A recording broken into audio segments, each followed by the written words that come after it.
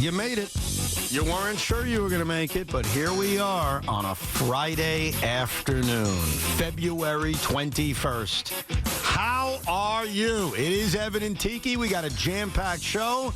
The manager of the New York Metropolitans, Carlos Mendoza, will join us coming up at 3:30. Can't wait to ask him about his non-beard policy. I mean, the Yankees non-beard policy. Yeah, listen. If someone has an opinion on it, you would think it would be him. He was there for a while. Definitely will have an opinion on that. We also will fix one of the biggest issues the NFL has a little bit later on in the program. And we have a nice show feature announcement coming up in the 4 o'clock hour as well. But I heard Sal and BT joking about it. I've seen trolls on Twitter say it. And I want to explain the position that I don't think has been eloquently put out there over the last few hours concerning the New York Yankees beard policy. First of all, they made the right decision. I'll start right there. I have been a vocal detractor of the beard policy for a long time, as have a lot of people. Mm-hmm. I have always been against it. I always thought it was old. It was not necessary anymore. It was archaic. It wasn't necessary. Okay, so good job by the New York Yankees. But I want to say this in a way where people understand I am not trolling them. I'm not trying to be a jerk. I'm not, no offense, Tommy, being you. But I heard Sal and BT laughing at the notion that Juan Soto's free agency impacted this decision. It did. 1,000% it did. And before anyone thinks I'm trolling as a Met fan, I am not. I'm being an IBO, and I want to explain my case why Juan Soto leaving as a free agent absolutely impacted Hal Steinbrenner and Brian Cashman's decision today. Oh, but you're not saying because Juan Soto wanted to have a beard. No. That's not what you're saying. No, that's the... You're not saying it the other way around. No. Juan Soto's decision was because they had a beard policy. Absolutely not. And that's where we get lost in the weeds on this. Right, because that's what some people are intimating, and that's wrong. They're not making a point that I think is a very valid point that I'm going to try to make. They're not doing it in an eloquent way, in my opinion. It's not that Juan Soto wanted to grow a beard. Here's what it had to do with. The New York Yankees have never, ever lost a free agent they truly, truly wanted. Ever. Never. Even Robinson Cano. They chose to walk away. They made a decision, too much money, he's not that good, we're walking away. Whether it was Jason Giambi, they wanted him, they got him. Whether it was CeCe Sabathia, they wanted him, they got him. Whether it was Garrett Cole, they wanted him, they got him. The New York Yankees were undefeated chasing free agents they truly wanted. Until this past offseason. Juan Soto is the first free agent in the history of the New York Yankees who they really, really wanted. And they lost him. They didn't lose him because of a beard, but they lost him. And I commend Hal Steinbrenner. You know what he did after suffering the first defeat in Steinbrenner family history? You know what he did? What's that? He self-evaluated. And he said, okay, this was a very humbling moment for us. Obviously, money had a lot to do with it. The luxury suites had a lot to do with it. But how do we make sure this never happens again? And the way you make sure something like this never happens again is you stop entering free agency with your arms tied behind your back. And when you pursue Vladimir Guerrero Jr. or 10 years from now, somebody else, you do not want to have something, even something that seems so minuscule, in your way. And so the New York Yankees, and they're right, I'm defending them right now. Mm-hmm. They made a self-evaluation decision to never have small, stupid, inane things ever get in their way. So I understand, and I respect your game, Tommy, to present this as a troll move, as your little brother, as you're the Yankees. It's not that. It's being smart.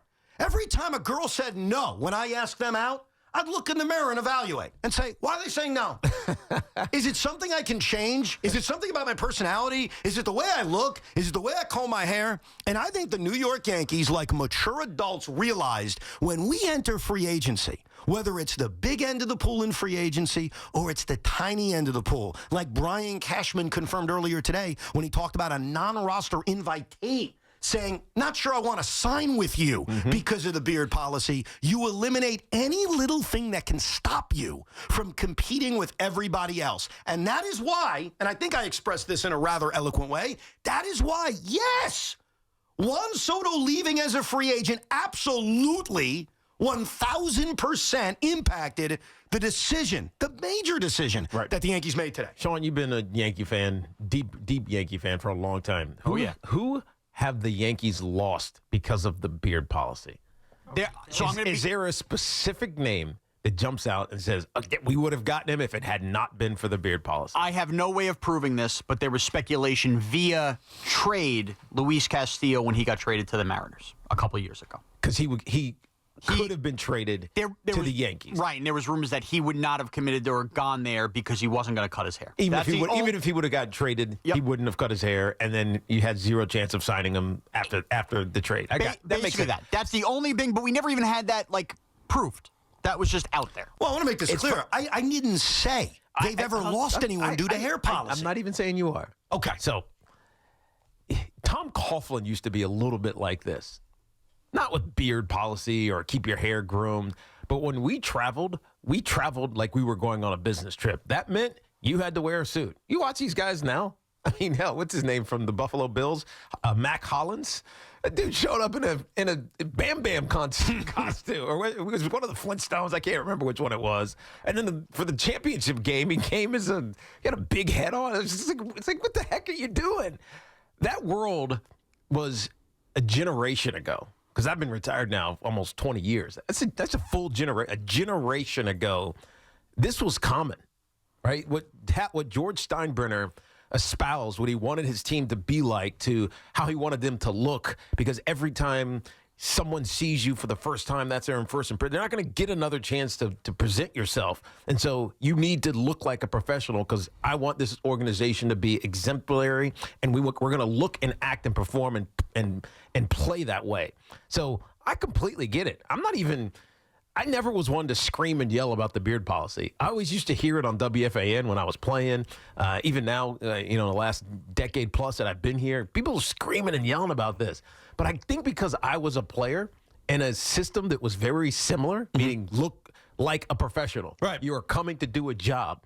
And I know that even if it was a small part of my mindset, looking the part made me play the part better. You know what I mean? Yeah. And so I think people who crush this thing from its core and its inception and how wrong and lug-headed it is, they miss that part of it.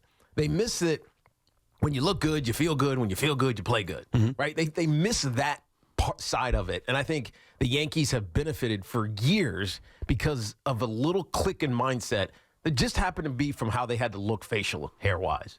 And it's not right or wrong. It just is. It's a philosophy that they had. And again, I don't hate it. Do I love that it's gone? It's fine that it's gone. But I don't think it makes that big of a difference. Why'd they change it? I have no idea. Well, Hal tried to explain it today, and he phrased it as, I talked to a lot of players. I've talked to other executives. It's something we've talked about for a very long time. And I respect that Hal did all of that. I think I know why. Go ahead. He's getting advice from Elon Musk.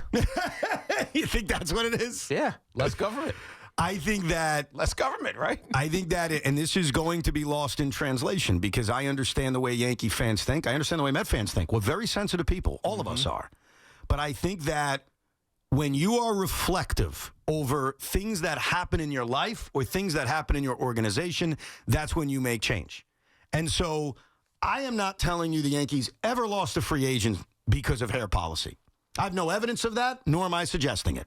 What I'm merely suggesting is something you've said for a long time, which is the Yankees are not the evil empire anymore. The Dodgers are. Right. The Yankees, they're not the Wilpon Mets. That's ridiculous to say and stupid. You know what the Yankees are? They're like any other big market team. That's who they are. No, they're like every team that has an owner that will spend money. Bingo. Is not going to spend that much money. Bingo. Right? They're the Texas Rangers. Yep. They're not the Padres, because the Padres try and then they quit. They back out of it really quickly.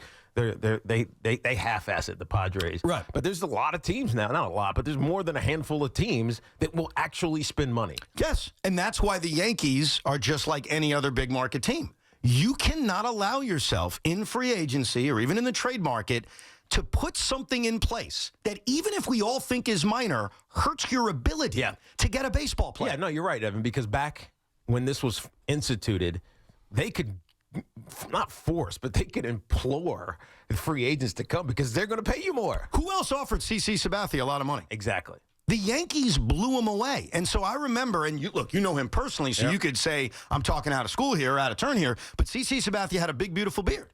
And he really got blown away by the New York Yankees. And I think he's admitted since, had some trepidations going to the Yankees. Now, it all worked out great. He cut his beard off, and he loves New York. Yes. And we all love CeCe. Right. But if there were other big market teams competing for him, the way they would in 2025, because more teams are willing to spend, it is possible they wouldn't have gotten him. No, you're right. The He's a Cali boy, man. Right. The Yankees are now on a level playing field. And when you're on a level playing field, you can't compete with everyone with your arms tied behind your back. And that's why the Yankees made a great decision today, but a decision that absolutely is impacted by the fact that they took a loss for the first time, I'd argue, in their franchise's history. Because we can play this game. Name me a free agent that the Yankees really wanted, that they didn't get. Juan Soto was the first. Yeah, by the way, so it's not that Juan wanted to grow a beard. Obviously, he doesn't have a beard. That's not the point. The point is it made the Yankees reevaluate themselves and say, hey, why do we have a policy that can only negatively affect us when we're chasing stars? Yeah, and I don't think it's hands tied behind their back. I wouldn't even think it's a hand tied behind your back for beard policy. It's probably like your thumb tied behind your back. It's still something, Teak. It's still something. It's something. But I think people tend to make a bigger deal out of this than it actually is. Because it's so seismic. And Evan, I think you're focusing too literal on the sense of beard here. I really do. If Juan Soto came back to the Yankees... Why do you think that is? Because I honestly think if Juan Soto came back to the Yankees, I think we're still at the same decision today. No, I think it's because he had a beard thing going on last year. Yeah, of course. Yeah, of course. I'm a beard guy. Here's the truth. Yesterday, the Yankees did something that made everybody's jaw drop. They stopped practice to have an ice cream truck and a barbecue. The Yankees have basically been filleted by Dodger players, both good and bad, and the Yankees have become a mocking point about that fifth inning that turned. And the big thing that it keeps coming back to is the Yankees as a franchise in their clubhouse play too tight when the moments are bigger. And I think the beard thing is just another pillar of they, with Aaron Boone, probably with Aaron Judge's input, looked and said, how can we make this team looser? How could we be an organization that's not always uptight? And in the end, sure, you don't want to piss off and lose a Devin Williams. That's why I don't think it's literally Juan Soto, because Juan Soto wasn't really Mr. Beard, and I don't think that's an issue. But I think it's Don't get lost in that. So you're getting lost in that. I already explained. It has nothing to do with Soto staying because of a beard policy. It has to do with the first time in their history they lost someone they didn't want to lose. But I think it's the first time in their history they're a complete mocking disaster amongst other baseball players because of how they handled a big moment in a World Series. This is about making the organization looser. The beard's a little part of that. The ice cream truck's another part of that. They want to be the loose, fun organization, not necessarily, oh my God, we lost a star, let's change this. They can't and don't want to compete with Steve Cohen. So this is a way in their minds to lure free agents to sign with them. I don't think it's that because, Tommy, let's be real. They were losing to Steve Cohen no matter what. I agree with that. You know it. I agree. Evan knows it. I agree. Sean knows it. Every listener listening to the station, they were losing that negotiation. And they know it. And they know it. So I can't equate this to that. But it's not losing him because of it. It's realizing that Steve Cohen is one of the many that now competes with the Yankees. It's not just about him. It's about other franchises. You cited San Diego at times. Certainly the Dodgers have moved past them. Right. It's every other big market franchise Rangers. being evened with the Yankees. And if you're even with everybody else, why put an obstacle in your own way? Exactly. And there's also a situation here where, like I said, they can't compete.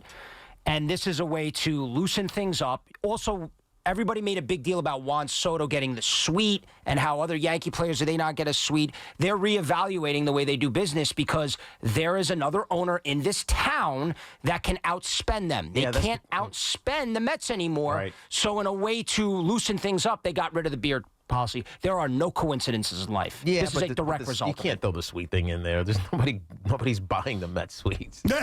Everybody's buying the Yankee suite. Yeah, let's see. I'm not giving away. I'm not taking money out of my own pocket to give you something extra. You know, it's funny. I said at the beginning, Hal Steinbrenner, as a good owner would, by the way, I'm putting him over for this decision. I am not mocking him. I'm not disagreeing with him. He made the right decision. Yeah, you got to reevaluate things in life. When he was looking at himself in the mirror and he was evaluating his franchise, And he realized this beard policy's stupid. Why again put a pinky behind our back? No, probably a thumb. Or a thumb. Pinky's insignificant. A thumb, you lose an opposable appendage, you're screwed a little bit. Then he gets Can't play to the PlayStation. then he gets to the suite policy and probably says to himself, "Wait a second, we're selling all these damn suites anyway. Now I'm going to keep this one. This one doesn't make sense to change." But the beard policy always made sense to change because why? Even if there isn't a specific example of a player saying no, why put that in your own way? In fact, why don't we hear from Hal Steinbrenner because he said a lot today. Okay, and one of the things he said, which again I appreciate from him, was the honesty concerning free agency. Here's Hal Steinbrenner bringing up for the first time in the press conference today the quote-unquote hypothetical of losing a player because of this policy. All of you know me well enough to know I don't like addressing hypotheticals, but I'm going to break my own rule today because this was a part of my thought process and a part of the decision that I made. If I ever found out that a player we wanted to acquire to make us better, to get us a championship, did not want to be here, and if he had the ability, would not come here because of that policy, as important it is, again, to that generation, that would be very, very concerning. And, I'm fairly convinced that that's a real concern. But that would be one thing. That proves my point. Yeah, because Devin Williams just got here and has said it to them. Devin Williams was acquired via trade. Yes, and he will not resign. He's talking about a hypothetical, and I put that in quotations because Hal even said he doesn't like to talk about hypotheticals. He's talking about real world, and Devin Williams is certainly a name that should be brought up today. Devin Williams may live in Yankee history because you know what Devin Williams may have been? The final straw. He may have been the final moment of, wow, okay, so we lost the first free agent we didn't want to lose, okay. We are competing with so many other billionaire owners, including one in our town. And wow, we just traded for Devin Williams and his airbender, and he looked like a sad puppy dog. I felt bad for him when he had to throw his beard off. So it's absolutely maybe a factor. Absolutely maybe. No, let's take out the maybe. It's absolutely a factor. But Hal said in that statement, and you heard it passionately, we cannot lose someone because of this. Yeah. And so you go back to the offseason and losing someone. So it's almost preemptive. Yes. Because I can't count the Soto to losing this. But is this something that made him think about it? You can't deny that. Tiki, I'll say it again because people don't love to listen. They did not lose Juan Soto because of the hair policy. Right. They changed the hair policy because of Juan Soto. And those two things can be mutually exclusive. And I promise you, Yankee fans, because I know some people are going to be pissed off, I'm not trolling you. Some people may troll you. I'm not. We're having a real conversation about a policy change I completely agree with. And I've been screaming on the radio. Tiki probably hated me when I said it 10 years ago. Because I have been, maybe as a younger guy, maybe as someone who has a beard, maybe that's all the reasons. I've always been against this. So I commend the Yankees for changing it. But as we think about the whys, it is naive to not think the Yankees losing a free agent that they really, really wanted for the first time ever is not a factor. Yeah, I agree. Sean, I got a task for you. A task. All right. This is a break homework assignment. Ooh. A break homework Yeah, assignment? you only got this break to figure it out. All right. Who's the first Yankee to grow a beard? Don't tell me now. Oh, I Tell me know. when we That's a come good back. question. We'll get Sean's answer, and we'll get to your calls, 888-808-1019.